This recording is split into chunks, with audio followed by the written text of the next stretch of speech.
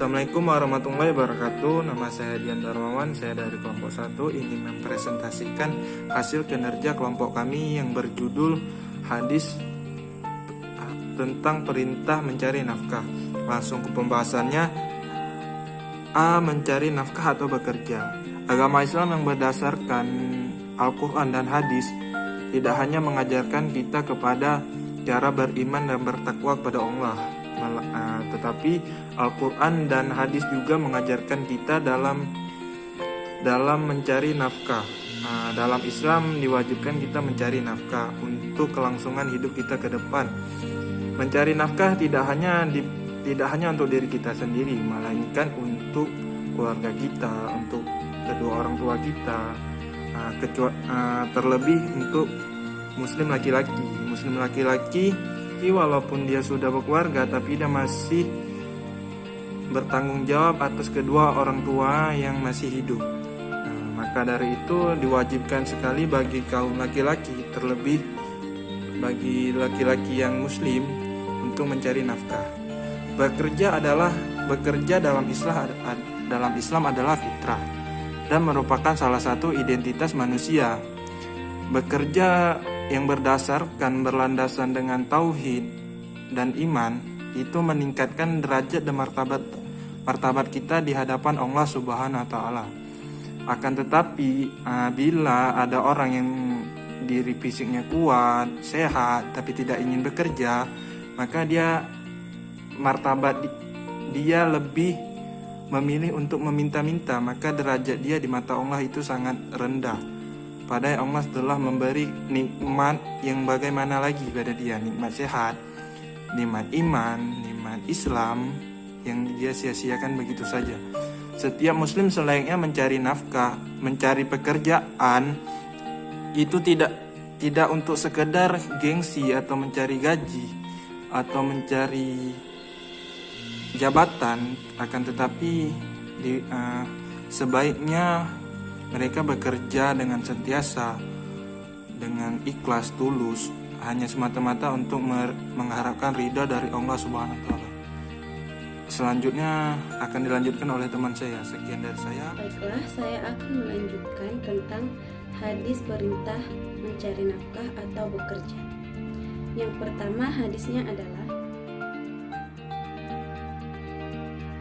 artinya, bekerjalah untuk duniamu seolah-olah engkau akan hidup selamanya, dan bekerjalah untuk akhiratmu seolah-olah engkau akan mati esok hari. Halan hadis pertama yaitu amal li dunyaka ka'annaka ta'ishu abadan.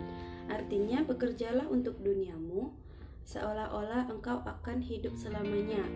Maksud dari hadis tersebut bukan menyuruh kita untuk bekerja sekeras mungkin, bekerja sebanyak-banyaknya untuk mendapatkan hasil yang banyak melimpah.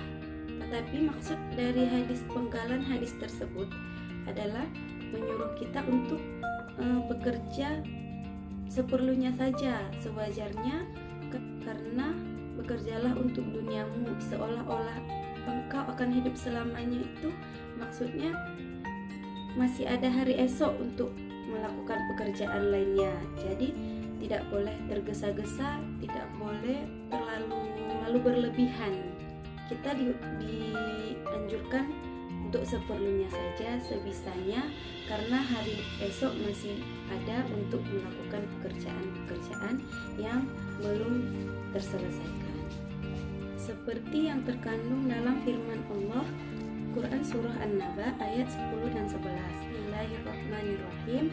وَجَعَلْنَا اللَّيْلَ لِبَاسًا وَجَعَلْنَا النَّهَارَ مَعَاشًا, yang artinya, dan kami jadikan malam untuk beristirahat dan kami menjadikan siang untuk mencari kehidupan atau bekerja.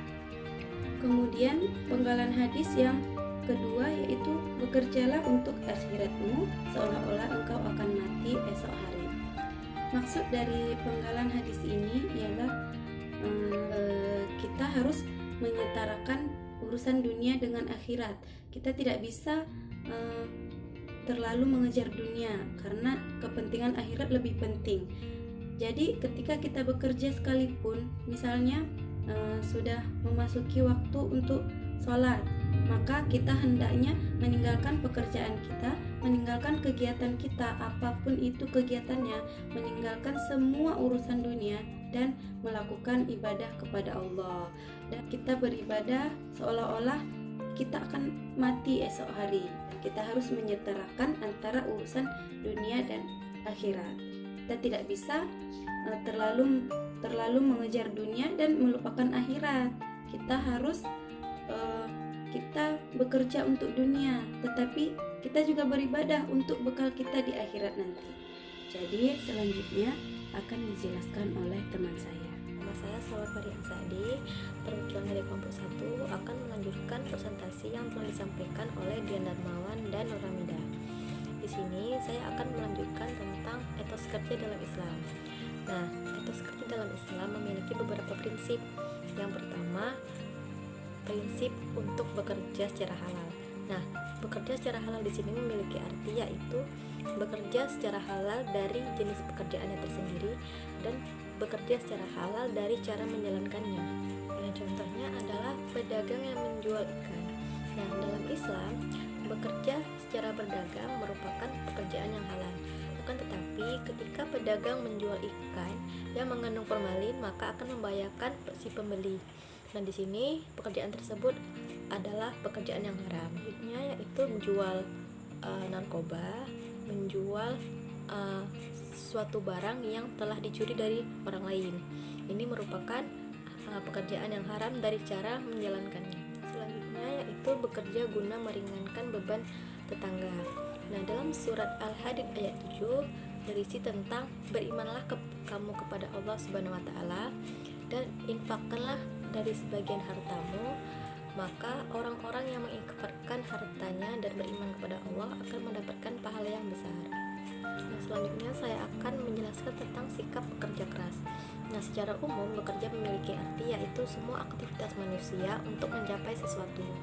Sedangkan pengertian dari bekerja keras yaitu suatu usaha yang dilakukan secara maksimal untuk menuju kebahagiaan di dunia dan di akhirat yang dilakukan secara optimis dan penuh dengan keyakinan. Demikianlah presentasi dari kelompok kami. Apabila ada yang salah, kami minta maaf. Billahi taufiq wal hidayah. Assalamualaikum warahmatullahi wabarakatuh.